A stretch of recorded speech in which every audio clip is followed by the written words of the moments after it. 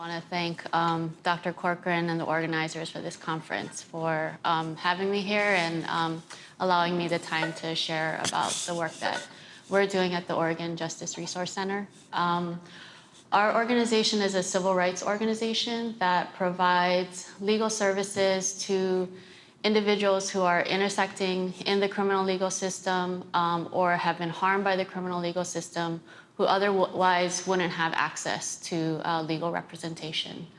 And so we provide through various projects legal services and support to over 700 Oregonians every year.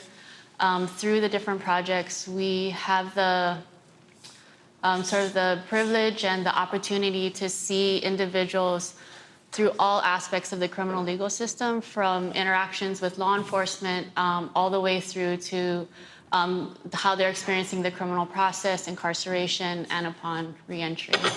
And from that knowledge and expertise in our organization, we try to lift up the voices and the experiences and the stories of the clients that we have, and to provide public education, do various policy work, and engage in strategic litigation.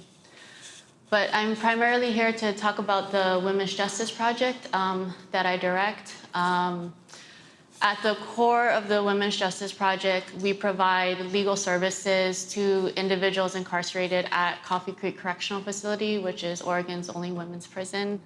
And I have to recognize Dr. Corcoran and how critical she has been to the creation and development of the Women's Justice Project. So I met Dr. Corcoran when I was in law school, and at that time she was the board chair of an organization that supports and provides services to Native American women at Coffee Creek and provides support to them as they're releasing and returning into the community. And what they were recognizing is that almost as soon as people were leaving the prison, they were facing non-criminal legal issues that were going to really restrict and create barriers for their ability to connect again with their family, to be successful out in the community. And the hope was to try to find a way to connect them with legal services to help them navigate some of these issues.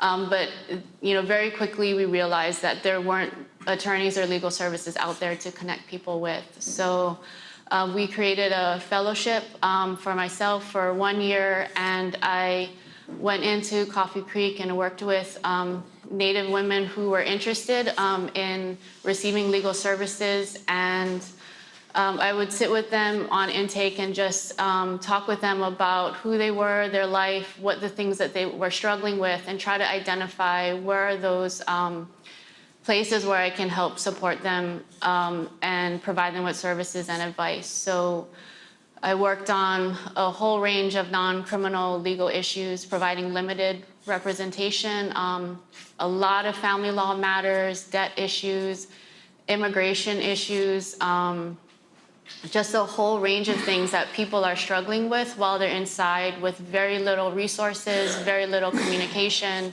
and everything that's happening to them while they're in is impacting their life, and is going to impact what their relationships are like and what their life is like when they do release. And through that work, it became very clear that there was a high need for these services, but it was my first real time spending, listening to people's stories about, even though their criminal cases weren't why I was there helping them, they would always share with me what brought them into prison, what their experience was like in the criminal system. And they would often say something like, I know you can't do anything about my sentence. I know you can't do anything about what happened to me, but if I can share my story with you and more people knew about this, then maybe something can change, and people going through the system now won't have to experience the same thing. And so through those legal services, there sort of was like a sense of responsibility to be able to find a way to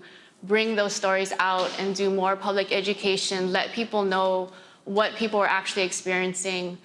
At that time, and I think even now, but now there's more attention brought to women in the prison, but at that time, the women were feeling very silenced and that their voices were not heard at all. And so after the year of the fellowship was over, the Oregon Justice Resource Center was able to find funding for me, and we were able to start the Women's Justice Project.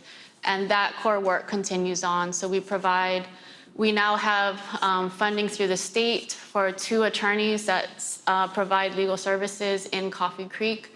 And through those stories and the experiences, the Women's Justice Project does a lot of public education campaigns, a lot of policy work, and we even engage in some strategic litigation to try to reform the system and make those changes in the way that we are responding to people who are charged with crimes, the way we're sentencing people, the way we're treating people while they're incarcerated, and advocating to try for more just treatment and more care so that when people are coming back out into the community, they are able to thrive and really reconnect with their families. Hi, everybody. Thank you, Dr. Corcoran, for having us here. Again, my name is Nahalee Suvanvej, and I work in the Higher Education and Prison Program here at Portland State University. I think I'd like to share just the backstory of how the program got started. Our co-founder, Deb Arthur, was a juvenile justice professor here at PSU for many years, and was visiting McLaren Youth, correctional, and other correctional facilities in Oregon, and realized that there was no higher education in corrections for women in Oregon, and that was unacceptable. And so she partnered with an MSW student, Aileen Farkatch, here at Portland State, and they were able to, through a lot of bravery and tough conversation, get some classes, one class, a freshman inquiry class started at Coffee Creek.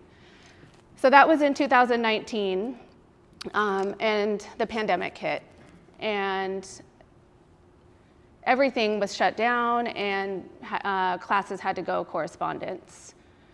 We had started with 20 students in one class, and also understood that many people were interested, and there was a lot of talent sitting at Coffee Creek. Through many grant writing opportunities, and just really the bravery of Deb Arthur and the champion efforts that she has made, we can fast forward to today, and we have submitted over 100 admissions applications for this school year, upcoming academic year at PSU. And we are on the horizon to expand. We've expanded to Oregon State Penitentiary, but we have also received a $2.3 million grant to expand with community colleges, both PCC and Chemeketa, here in Oregon, to help this program develop and grow. Dr. Corcoran was able to teach a Native American Studies course over the summer, and students are highly interested in any courses that there are to offer, and just interested. They're interested in college, they're ready. The Oregon Department of Corrections has identified over 680 college-ready students in the state of Oregon. And so our goal is to reach each and every one of them and help them on their pathway to earn a degree.